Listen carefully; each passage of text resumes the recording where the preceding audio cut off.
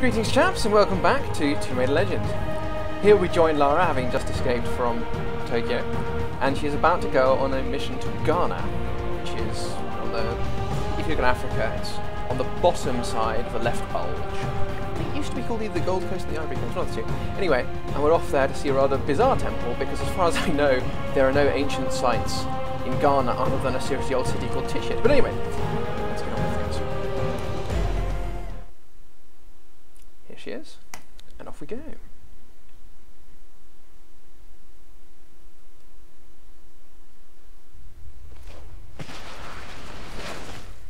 No sign of Rutland so far. Have we worked out what he's doing here? No, but there's something else. When I was going over the map, Winston said your parents have been there. Your dad worked this site before you were born. That's not so peculiar. It happens occasionally. This is actually quite a beautiful level in parts. It's rather nice looking. And if we put on our binoculars, we can spot naughty people with a car. Because obviously the other side got here first. The interesting thing about this is if we look at the general design of the level, this sort of figure turn up, I'm pretty sure that's an appropriate style of iconography, but I'm not sure. Well, I'll revert to it later. If all else fails, I can get into the postcard business.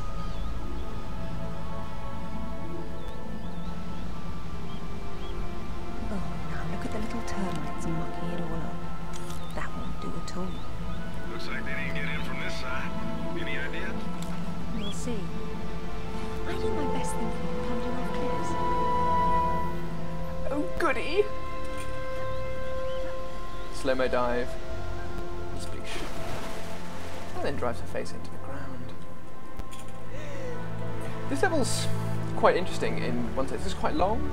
Not inordinately long, but it's on the longer side of levels. But it doesn't have very many rewards in it, and a lot of the rewards are placed in extremely obvious places, apart from a couple.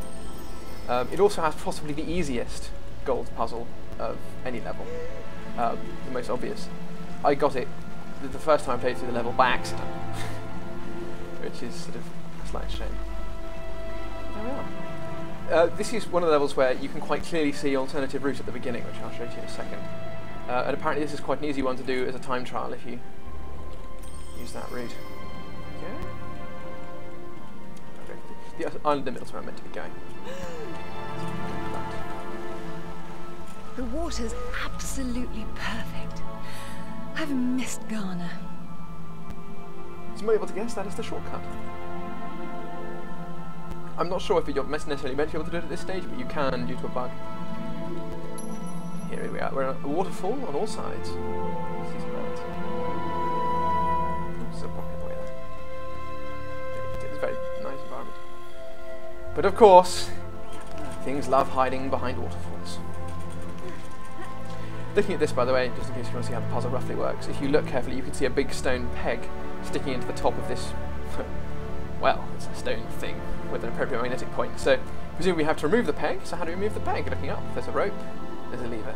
So if we jump onto this rope, presumably our weight will drag that stone peg out. There we go. And a bit of elbow grease to that. There we go.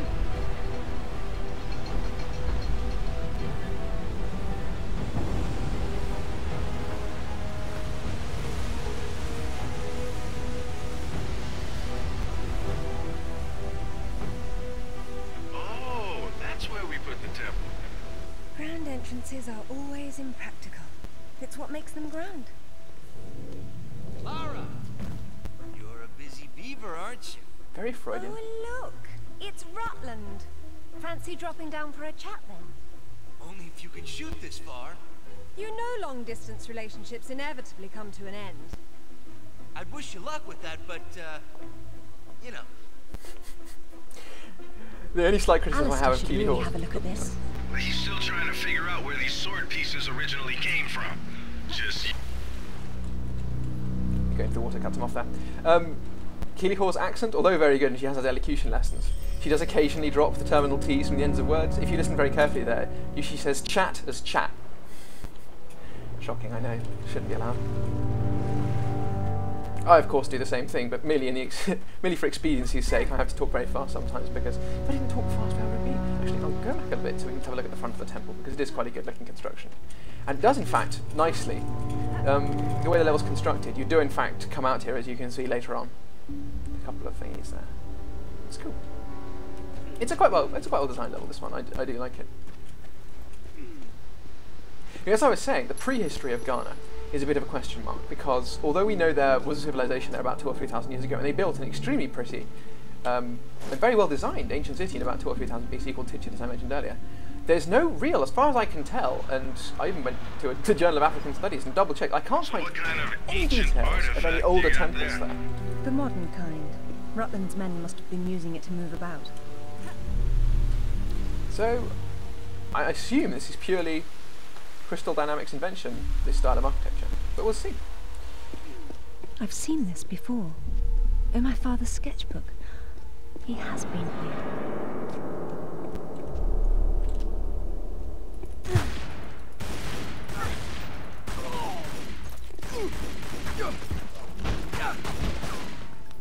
Sit down. Darn, it wasn't Rutland. He's still about somewhere. My computer's having its daily fit now, presumably. I'm not sure if this is maybe Vista clearing my RAM out or something, as perhaps makes demands on it. But it's consistent.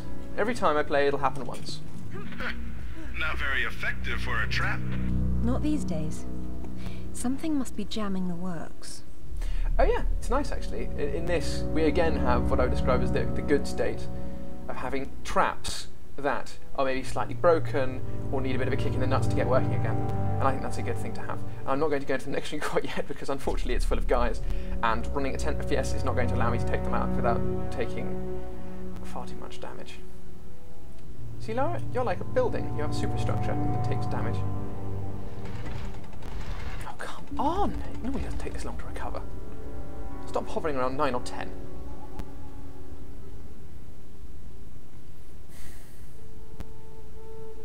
Sorry about this, chaps. Oh, back to 30, yes. Oh, no, I speak too soon.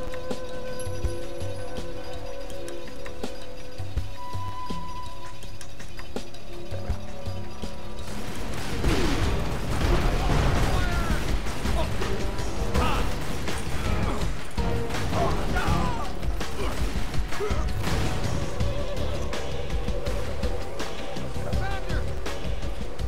Chaps coming in behind me.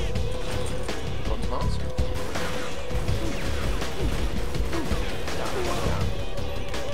Let's face these chaps out. Okay. Hold on. Oh, I'll keep the shotgun. The shotgun's a very nice damaging weapon. I think it comes more in handy later on, as there are fewer encounters at which the assault rifle will be handy. Now, looking at this room, I'm meant to get the water wheel started again. Now, if we look around, what do we see? We see two water wheels opposite each other, and neither of them are moving. And as we know, there's water flowing through here, so presumably both of these can be restarted. We get the mirrored impression here to show that wherever there's a grate like this, there's meant to be water flowing down. So obviously we will be able to reactivate the water supply for that opposite one.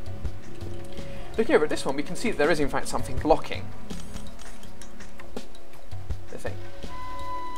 And maybe it's not favourable. If you look at this, it's lighter colour than it should be, indicating it's usable. So we grab hold of our trusty 50 cal. You see, you would have thought that shooting that would be the way you solve it, but it's not. You knock this over. Bonk. You get chopped up. Water wheel's got things running again. Congratulations, you got your wish. The place is a death trap. It needed a woman's touch. However, these ones have not restarted, so I can't get through that yet. So that means obviously I have to get the other water wheel.